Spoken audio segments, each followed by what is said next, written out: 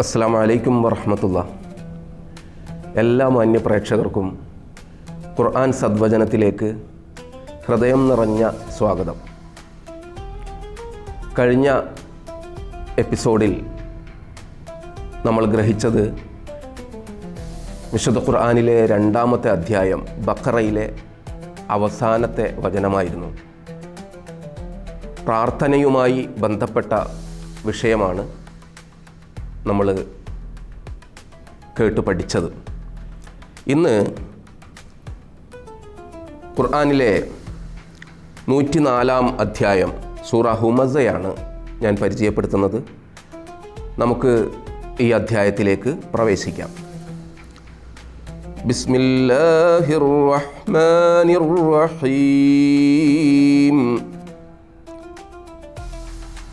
വൈലുൽ ലികുല്ലി ഹുമസത്തിൽ ലുമസ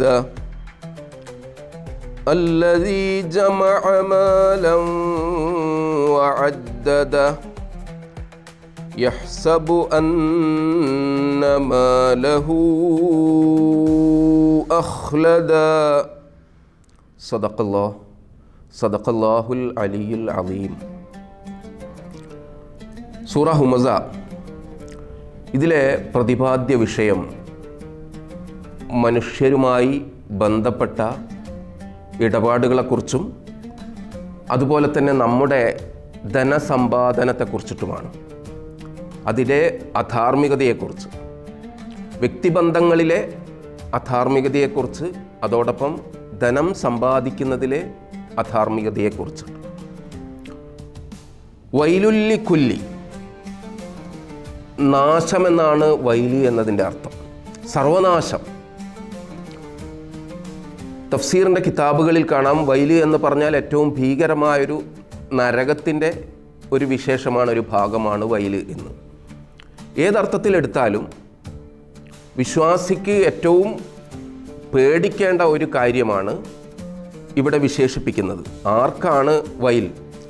വൈലുല്ലിക്കുല്ലി ഹുമസത്തിൽ ലുമസ.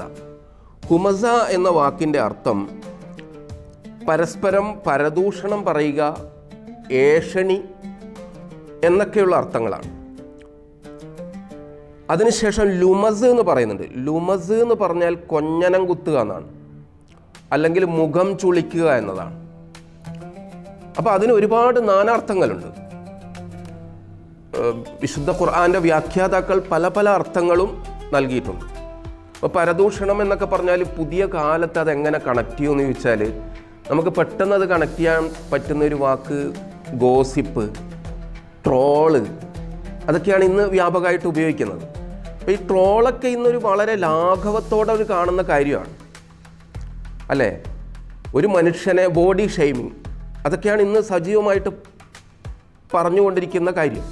അതൊക്കെ ഒരു തമാശയാണ്, ലഘുവായിട്ടുള്ള കാര്യമാണെന്നാണ് നാം മനസ്സിലാക്കുന്നത്. ഇപ്പോൾ കാണുന്ന കോമഡി ഷോകളൊക്കെ നമുക്കറിയാം, ഒരു ബോഡി ഷെയ്മിങ് ഇല്ലാതെ, ദ്വയാർത്ഥ പ്രയോഗം ഇല്ലാതെ അത് വിജയിപ്പിക്കാൻ പറ്റില്ല എന്ന രീതിയിലേക്ക് വന്നു. ആ ഒരു കൾച്ചറിലേക്ക് നമ്മൾ എത്തി. എന്നാൽ അതില്ലാതെയും വളരെ മനോഹരമായിട്ട് നമുക്ക് മറ്റുള്ളവരെ വേദനിപ്പിക്കാതെ ചിരിപ്പിക്കാൻ സാധിക്കും. നമുക്കിപ്പോൾ അറിയാം, ഒരു ഫുഡുമായിട്ട് ബന്ധപ്പെട്ട വീഡിയോസ് അല്ലെങ്കിൽ ഒരു കോമഡിയൊക്കെയാണ് ഏറ്റവും കൂടുതൽ ആസ്വദിക്കുന്നത്. ആ കോമഡി തന്നെ ഒന്ന് ആസ്വദിക്കണമെങ്കിൽ മനുഷ്യൻ്റെ സാഡിസം എന്ന് പറയും. മനുഷ്യൻ്റെ വേദനകളെ, ദുഃഖങ്ങളെ അവൻ കടിച്ചമർത്തുമ്പോൾ അതിൽ നിന്ന് ഉന്മത്തനാകുക എന്ന് പറയും. അപ്പോൾ അത്തരം ട്രോളുകളൊക്കെ അവർക്ക് സർവനാശം എന്നാണ് പറയുന്നത്, സർവനാശം. പക്ഷെ നമ്മളതിൻ്റെ ഗൗരവം വേണ്ടത്ര ഉൾക്കൊണ്ടിട്ടില്ല. സമൂഹം അങ്ങനെയാണ്. ഇപ്പോൾ ഏറ്റവും നല്ല ഒരു മനുഷ്യന് പ്രയോജനം ചെയ്യുന്ന ഒരു അറിവ്, അത് ഏത് മാധ്യമമാണെങ്കിലും, മാധ്യമത്തിൽ സിനിമയാവട്ടെ, സംഗീതമാവട്ടെ, സാഹിത്യമാവട്ടെ, അതിൻ്റെ മഞ്ഞ എന്നൊക്കെ നമ്മൾ പറയും, പൈങ്കിളി എന്നൊക്കെ പറയും. ഒരാളെ അപവാദം, കുപ്രചരണങ്ങൾ, തേജോവധം ചെയ്യുക, അതിനൊക്കെയാണിന്ന് മാർക്കറ്റ്. അതിനൊരാളെ സ്വകാര്യതയിലേക്ക് ടോർച്ചടിച്ച് പോയി, നമുക്കറിയാം, മാധ്യമപ്രവർത്തകരായാലും സാധാരണക്കാരായാലും ഒരു വാട്സാപ്പ് കയ്യിലുണ്ടെങ്കിൽ പോലും അത് കൂടുതൽ ഉപയോഗപ്പെടുത്തുന്നത് ഇങ്ങനെയുള്ള തെറ്റിദ്ധാരണ പരത്താനാണ്. ഒരു കള്ള് കുടിച്ചിരിക്കുന്ന അല്ലെങ്കിൽ ഒരു കട്ടൻ ചായ കുടിച്ചിരിക്കുന്ന ഒരാളെ പറ്റി പെട്ടെന്നൊരു ഫോട്ടോ എടുത്തിട്ട് അവൻ മദ്യപിക്കുന്നു എന്ന് പറഞ്ഞിട്ട് പോസ്റ്റ് ഒന്ന് ചെയ്താൽ, മുമ്പത്തെ കാലത്ത് ഒരു കാര്യം അറിയണമെങ്കിൽ ഒരുപാട് ആളോട് നേരിട്ട് പറയേണ്ടി വരും. ഇന്നങ്ങനെയൊന്നുമല്ല. ഇന്നൊരു ജസ്റ്റ് ഒരു പോസ്റ്റ് ഇട്ടാൽ ലക്ഷങ്ങളിലേക്ക് സ്പ്രെഡായി. അപ്പോൾ അവൻ്റെ ജീവിതം നഷ്ടപ്പെടുകയാണ്. കല്യാണം അടുത്ത് നടക്കാനിരിക്കുന്ന ഒരു യുവാവാണ്. അവൻ മദ്യപാനിയാണ്, ലഹരിക്കടിമയാണെന്ന് പറഞ്ഞാൽ പിന്നെ അവൻ്റെ ജീവിതം പോയല്ലോ. ആ വിവാഹബന്ധം മുറിയും. അങ്ങനെ മനുഷ്യ ജീവിതത്തെ ഹിംസിക്കുകയാണ്. നമ്മൾക്കൊക്കെ ഒരു തെറ്റിദ്ധാരണയുണ്ട്, ആളുകളെ കായികമായി ആക്രമിക്കുമ്പോഴാണ് അക്രമം ഹിംസ എന്നത്. അപ്പം അഹിംസ എന്നത് ഒരു മനുഷ്യനെ ഇങ്ങനെ ട്രോളും അതുപോലെ തന്നെ ബോഡി ഷെയ്മിങ്ങും ഒക്കെ അഹിംസയാണെന്ന് നമ്മൾ മനസ്സിലാക്കേണ്ടി വരും. അതുപോലെ ഈ കൊഞ്ഞനും കുത്തും മുഖം ചുളിക്കലും ഒക്കെ, മുഖം ചുളിക്കൽ എന്നാണ് ചില വ്യാഖ്യാതാക്കൾ പറഞ്ഞിരിക്കുന്നത്. നമ്മൾ മുഖം പുച്ഛത്തോടെ, ഒരാളെ പുച്ഛഭാവത്തോടെ ആക്കുന്ന ഒരു പ്രവണതയുണ്ടല്ലോ. ഇതിന് ശേഷം ഖുർആൻ പറയുന്ന മറ്റൊരു കാര്യം ഇതുമായിട്ട് കണക്റ്റഡ് ആണ്. അല്ലദീ ജമഅ മാലം വഅദ്ദദ. സമ്പത്തുകൾ ധാരാളം അവർ കുന്നുകൂട്ടി വെക്കും, പൂഴ്ത്തി വെക്കും. അയാളുടെ കയ്യിൽ പൂത്ത പണമുണ്ട് എന്നൊക്കെ പറയുന്നുണ്ടല്ലോ. വഅദ്ദദ, എന്നിട്ട് അതിങ്ങനെ എണ്ണി അതിന്മേൽ ചിന്തിച്ച് പണം എന്ന് പറഞ്ഞിട്ട് അവസാനം പണത്തിൻ്റെ പേരിൽ മരിക്കുന്ന അപങ്കുരം കറുത്ത ഒരു കാലത്താണ് നമ്മൾ ജീവിക്കുന്നത്, കല്ലിച്ചു പോയൊരു കാലം. അപ്പോൾ അത്തരം ധനസമ്പാദനത്തെ, സമ്പത്ത് കുന്നുകൂട്ടി വെക്കുന്നതിനെ മതം നിരാകരിക്കുന്നു എന്ന് കരുതി സമ്പാദിക്കുക എന്നത് തെറ്റായിട്ടൊന്നും മതം കാണുന്നില്ല. ഖുർആൻ ആ അർത്ഥത്തിലല്ല പറയുന്നത്. നല്ല രീതിയിൽ സമ്പാദിക്കുന്നതിനെ പ്രോത്സാഹിപ്പിക്കുകയാണ് മതം. നിങ്ങൾ നല്ല കച്ചവടക്കാരനാകുന്നു, നിങ്ങൾ നല്ല ധനാഢ്യനാകുന്നു, നിങ്ങൾ നല്ല ജോലി ചെയ്യുന്നു, അത് നിങ്ങൾക്കും കുടുംബത്തിനും, നിങ്ങളെ കുടുംബം പുലർത്തുന്നു, നിങ്ങളെ കൊണ്ട് ഒരുപാട് പേർ ജീവിക്കുന്നു എന്ന് പറയുമ്പോൾ അയാൾ ജീവിതത്തിൽ ധന്യനാണ്. അയാൾ മറ്റുള്ളവർക്ക് വെളിച്ചമാവുകയാണ്, അത്താണിയാവുകയാണ്, പ്രതീക്ഷയാവുകയാണ്.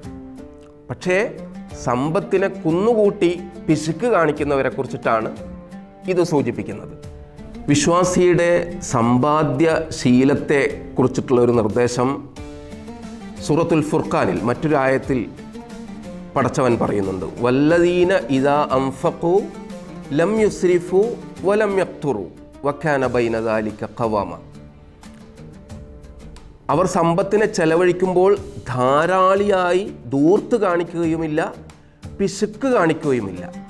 വകാന ബൈന ദാലിക ഖവാമ, അതിനെ ബാലൻസ് ചെയ്യും. അപ്പോൾ ആ രീതിയിലുള്ള ഒരു സമ്പാദ്യശീലത്തെയാണ് പടച്ചവൻ പ്രൊമോട്ട് ചെയ്യുന്നത്, അതിനെയാണ് പ്രോത്സാഹിപ്പിക്കുന്നത്. അപ്പോൾ ആ അർത്ഥത്തിൽ പിശുക്ക് എന്ന് പറഞ്ഞാൽ ഒരു തെറ്റ് തന്നെയാണ്. സമ്പാദ്യശീലം തെറ്റല്ലെങ്കിലും പിശുക്ക്, മറ്റുള്ളവർക്ക് കൊടുക്കാനുള്ള പ്രയാസം. കാരണം ഇന്ന് നമുക്കിപ്പോൾ റമദാനൊക്കെ ആകുമ്പോൾ വളരെ കാണുന്ന ഒരു കാര്യം ഈ സദഖകളും ഇഫ്താറുകളും അതുപോലെ തന്നെ ദാനധർമ്മങ്ങളൊക്കെ ധാരാളമാണ്. പ്രത്യേകിച്ച് കിറ്റുകളുടെ കാലമാണ്. ആ കിറ്റിനെ നിരുത്സാഹപ്പെടുത്തുന്നു എന്ന് നിങ്ങൾ കരുതരുത് എൻ്റെ സംസാരം കൊണ്ട്. പാവപ്പെട്ടവർക്ക് കൊടുക്കുന്നതൊക്കെ നല്ലതാണ്. പക്ഷെ എന്താണ് സംഭവിക്കുന്നത് ചോദിച്ചാൽ, പരമദരിദ്രരായ ആളുകൾക്ക് യഥേഷ്ടം കിട്ടുകയും എന്നാൽ അർഹിക്കുന്ന പലർക്കും കിട്ടാതെ പോകുകയും ചെയ്യുന്നുണ്ട്. അവരെ ശ്രദ്ധിക്കണമെന്ന് ഖുർആൻ പ്രത്യേകം ഉണർത്തുന്നുണ്ട്. ഒരു ചെറിയ ഉദാഹരണം പറഞ്ഞാൽ മതി. വളരെ ഒരു കഴിവില്ലാത്ത, തീർത്തും അർഹിക്കുന്ന ഒരു പാവപ്പെട്ട ഒരു രോഗിക്ക് കോടിക്കണക്കിന് ചികിത്സാ സഹായം ആവശ്യമുണ്ട്. നമ്മളെല്ലാം കൊടുക്കുന്നു. പക്ഷേ അങ്ങ് ദൂരത്ത് കൊടുക്കുന്ന ഇവൻ സ്വന്തം വീട്ടിലെ കസിൻസ്, സഹോദരങ്ങൾ, മരുമക്കൾ ഒക്കെ കഷ്ടപ്പെടുന്നുണ്ട്. പലപ്പോഴും പണം ചോദിച്ചിട്ട് കൊടുക്കുന്നുമില്ല, സഹായം ചോദിച്ചിട്ട് കൊടുക്കുന്നുമില്ല. അത് തെറ്റാണ്. അങ്ങനെ നിങ്ങൾ ദൂരത്തേക്ക് കൊടുക്കേണ്ടതില്ല. അപ്പറഞ്ഞതിൻ്റെ അർത്ഥം അവർക്ക് കൊടുക്കേണ്ടതില്ല എന്നല്ല. പ്രയോറിറ്റി നമ്മൾ ഏറ്റവും അടുത്ത് കൊടുക്കുന്നവർക്കാണ്. പക്ഷേ പലപ്പോഴും അത് ചെയ്യാറില്ല. പ്രിയപ്പെട്ട യുവകവി സോമൻ്റെ ഒരു കവിതയുടെ ആശയം ഇങ്ങനെയാണ്: മരിച്ചു കഴിഞ്ഞാൽ ആർത്തട്ടഹസിച്ച് റീത്തുമായി എൻ്റെ അടുത്തേക്ക് വരും നിങ്ങൾ. അതിലൊരു പൂ മതിയായിരുന്നു എൻ്റെ ജീവിതത്തിന് വസന്തമാവാൻ. വളരെ അർത്ഥവത്തായ കവിതയാണത്. ആ കവിതയിലേക്ക് വെളിച്ചം വീശുന്ന ആയത്തുകളാണ് ഞാനിവിടെ ചർച്ച ചെയ്യുന്നത്. അതായത് ജീവിച്ചിരിക്കുമ്പോൾ നമുക്ക് ഒരാളെ ഏറ്റെടുക്കാൻ പറ്റുന്ന രീതിയിലുള്ള സൗകര്യവും സംവിധാനങ്ങളും നമുക്കുണ്ടായിട്ടും പണം പൂഴ്ത്തി വെച്ചുകൊണ്ട് അതിങ്ങനെ എണ്ണി 10 കിട്ടുകയിൽ 100 മതിയെന്നും എന്ന് ചിന്തിച്ചുകൊണ്ട് ലാഭമുണ്ടാക്കുന്ന കോർപ്പറേറ്റ് ഭീമനായി മാറുന്നത് അവർക്കാണ് സർവനാശം എന്നാണ് വിശുദ്ധ ഖുർആൻ്റെ ഈ വചനത്തിൻ്റെ താല്പര്യം. അപ്പോൾ ദൈവത്തിൻ്റെ ശാപവും ദൈവത്തിൻ്റെ കോപവും ലഭിക്കുന്ന അവിശ്വാസിയായി തെമ്മാടിയായി അവൻ മാറുന്നതുകൊണ്ട് സമ്പത്തിനെ ശുദ്ധീകരിക്കണം, അതുപോലെ തന്നെ സ്വഭാവത്തെയും ശുദ്ധീകരിക്കണം എന്നാണ് വിശുദ്ധ ഖുർആൻ്റെ ഈ വചനങ്ങളുടെ താല്പര്യം. റഅയ്തുന്നാസ ഖദ് മാലു ഇലാ മൻ ഇൻദഹു മാലു ഫമല്ലാ ഇൻദഹു മാലു വഅൻഹുന്നാസു ഖദ് മാലു. ജനങ്ങൾ സമ്പത്തിൻ്റെയും അധികാരത്തിൻ്റെയും സ്ഥാനമാനങ്ങളുടെയും ഒക്കെ പിറകിൽ പോകുന്നവരാണ്. ആ കവി ഉദ്ദേശിക്കുന്നത്, പറയുന്നത്, അവന് എപ്പോഴും സമ്പാദ്യം നഷ്ടപ്പെടുന്നുവോ, സ്ഥാനമാനങ്ങൾ, പദവികൾ, അധികാരങ്ങൾ നഷ്ടപ്പെടുന്നുവോ, അന്ന് അവൻ്റെ ചുറ്റും നിന്നും ആളുകൾ അപ്രത്യക്ഷമാകും എന്ന് പറഞ്ഞാൽ ഈ സമ്പത്ത് കുന്നുകൂട്ടുന്നവരിൽ നിന്നാണ് ധിക്കാരവും ഏകാധിപത്യവും സ്വേച്ഛാധിപത്യവും ഒക്കെ നടക്കുന്നത്. പലപ്പോഴും ലോകക്രമങ്ങളെ തന്നെ ശ്രദ്ധിച്ചാൽ ഇന്ന് വ്യാപകമായ ലഹരിയുടെ മനഃശാസ്ത്രം പോലും പാവങ്ങളെ, സാധാരണക്കാരെ ബോധം കെടുത്തി, ഉറക്കം കെടുത്തി, ഉറക്കി അവരുടെ സ്വാർത്ഥ താല്പര്യങ്ങൾ സംരക്ഷിക്കുക എന്നുള്ളതാണ്. കോർപ്പറേറ്റ് ഭീമന്മാർക്കുമായിട്ടുള്ള കൂട്ടുകെട്ടിലൂടെ അവർ സമ്പാദ്യം വർദ്ധിപ്പിച്ചുകൊണ്ട് ജനങ്ങളെ കൊല്ലാക്കൊല ചെയ്യുക എന്നുള്ളതാണ്. അപ്പോൾ ആ അർത്ഥത്തിലുള്ള സമ്പാദ്യമാകുമ്പോഴാണ് അതിനൊരു ക്രൈമായിട്ട് മതം കാണുന്നത്. എല്ലാവരിലേക്കും കൂട്ടിവെക്കപ്പെട്ട സമ്പാദ്യം എല്ലാവരിലേക്കും വരുമ്പോഴാണ് സോഷ്യലിസം സംജാതമാകുന്നത്. ആ ഒരു സോഷ്യലിസത്തെക്കുറിച്ച് പ്രചോദിപ്പിക്കാനാണ് ഈ വചനങ്ങൾ വരുന്നത്. എന്നാൽ ഇന്ന് സമ്പത്ത് ഉള്ളവർ തന്നെ ചില കാര്യങ്ങളിൽ അമിതമായി ഉപയോഗിക്കുന്നുമുണ്ട്. ഇപ്പോൾ പള്ളിയുടെ നിർമ്മാണം പോലും അതൊക്കെ സങ്കുചിതമായി ചിന്തിക്കുന്ന വിശ്വാസികൾക്ക് ഉൾക്കൊള്ളാൻ പറ്റുന്നില്ല. എന്നാൽ പ്രവാചകൻ പറഞ്ഞു വെച്ചിട്ടുണ്ട്, സ്വയത്തി ദമാനുൻ അലാ ഉമ്മത്തി ലാ യബ്ഖാ മിനൽ ഇസ്ലാമി ഇല്ലിസ്മുഹു. എൻ്റെ അനുയായികൾക്ക്, സമുദായത്തിനൊരു കാലം വരും, ലാ യബ്ഖാ മിനൽ ഇസ്ലാമി ഇല്ലിസ്മുഹു, ഇസ്ലാമിൽ അവൻ്റെ പേര് മാത്രം അവശേഷിക്കും. നമ്മൾ നാമധാരി എന്ന് പറയും, മുസ്ലിം പേരേ ഉള്ളൂ, എന്നാൽ അവൻ്റെ ഇസ്ലാമിൻ്റെ സംസ്കാരവും ഇസ്ലാമിൻ്റെ യാതൊരു അനുഷ്ഠാന ആചാരങ്ങളും അവൻ മുറുകെ പിടിക്കുന്നവനല്ല. വലാ യബ്ഖാ മിനൽ ഖുർആനി ഇല്ലാ റസ്മു, ഖുർആൻ യഥേഷ്ടമുണ്ട്, പക്ഷേ അതിൻ്റെ ലിപികൾ മാത്രം ശേഷിക്കും. അതിനെ പാരായണം ചെയ്യാനോ പഠിക്കാനോ ആളുകൾ ഉണ്ടാകുകയില്ല. മസാജിദുഹും ആമിറ, പള്ളികൾ അലങ്കരിക്കപ്പെട്ടിരിക്കും. ഇന്നിപ്പോൾ പള്ളികൾ കോടികളുടെ പള്ളികളാണ്, പക്ഷേ വഹിയ ഖറാബും മിനൽ ഹുദ, നേർമാർഗത്തിൽ നിന്ന് അത് അകന്നു പോയിട്ടുണ്ടാവും. അപ്പോൾ ബാഹ്യമായ പള്ളിയുടെ രമ്യഹർമ്മങ്ങൾ, കേവലം പേരുകൾ, ഖുർആൻ ഒരുപാട് അലങ്കരിച്ചുകൊണ്ടുള്ള ഖുർആൻ പ്രതികളുടെ വർധനവ്, ഇതിലപ്പുറം ആത്മാവിലേക്ക് നമ്മുടെ സൽക്കർമ്മം സഫലമാകുന്ന രീതിയിൽ നമ്മുടെ സമ്പത്തിനെ വിനിയോഗിക്കാൻ സാധിക്കുന്നുണ്ടോ എന്ന് പുനഃപരിശോധിക്കേണ്ട സമയമാണിത്. ഇത് പറഞ്ഞതിൻ്റെ അർത്ഥം പള്ളി ഉണ്ടാക്കേണ്ടതില്ല എന്നല്ല, അതിന് സമ്പത്ത് കൊടുക്കേണ്ടതില്ല എന്നല്ല. പക്ഷേ ചിലപ്പോൾ ആത്തി ദൽ ഖുർബ എന്ന് ഖുർആൻ പറയുന്നുണ്ടല്ലോ, നിങ്ങൾ എന്തെങ്കിലും ചെയ്യണമെങ്കിൽ നിങ്ങളുടെ ഏറ്റവും അടുത്ത കുടുംബത്തിനാണെന്ന് പറയുന്നുണ്ടല്ലോ. അത് പ്രവാചകൻ പറയുന്നത് ഇളയമ മൂത്തമ്മ മക്കൾ എന്നൊക്കെയാണ്. അതിന് ഉദാഹരണമായിട്ട് ഏറ്റവും പ്രിയപ്പെട്ട സഹാബി ഒരു തോട്ടം ദാനം ചെയ്തപ്പോൾ പ്രവാചകൻ പറഞ്ഞത്, ഈ തോട്ടം സ്നേഹം കൊണ്ട് എനിക്ക് ദാനം ചെയ്യേണ്ടതില്ല, പിന്നെ ആർക്കാണ് കൊടുക്കേണ്ടതെന്ന് ചോദിച്ചപ്പോൾ പറയുന്നത് നിൻ്റെ ഏറ്റവും പ്രിയപ്പെട്ട കുടുംബാംഗങ്ങൾക്ക് എന്നാണ്.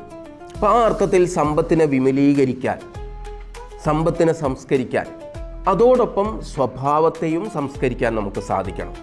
അൽ ജന്നത്തു മുസ്താഖത്തുൻ അലാ അർബഅത്തി നഫർ, സ്വർഗം സ്വാഗതം ചെയ്യുന്ന 4 വിഭാഗങ്ങളെക്കുറിച്ചിട്ട് പറയുന്നുണ്ട് ഖുർആൻ. താലിൽ ഖുർആൻ, ഖുർആൻ പാരായണം ചെയ്യുന്നവർ, വഹാഫിലിൽ ലിസാൻ, നാവിനെ സൂക്ഷിക്കുന്നവർ. വളരെ ശ്രദ്ധേയമായിട്ടുള്ള കാര്യമാണ്. നമ്മളെ നാവിനെ നിയന്ത്രിക്കുകയും ഒരു വൈകാരിക മുഹൂർത്തത്തിൽ എന്തെങ്കിലും ഒന്ന് പറഞ്ഞതിൻ്റെ പേരിലാണ് പലപ്പോഴും പ്രയാസങ്ങളും പ്രശ്നങ്ങളും ഉണ്ടാകുന്നത്. നാവിനെ സൂക്ഷിക്കുന്നവരെ സ്വർഗം സ്വാഗതം ചെയ്യുന്നു. അപ്പോൾ മുത്തഇമിൽ ജിആൻ, പാവങ്ങൾക്ക് ഭക്ഷണം കൊടുക്കുന്നവരെ സ്വർഗം സ്വാഗതം ചെയ്യുന്നു.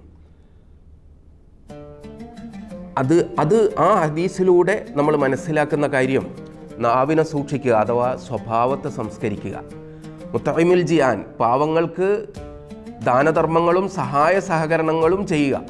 അപ്പം നിങ്ങളുടെ സമ്പത്ത് ശുദ്ധമാകുന്നു, അതിലൂടെ നിങ്ങളുടെ സ്വഭാവവും ശുദ്ധമാകുന്നു.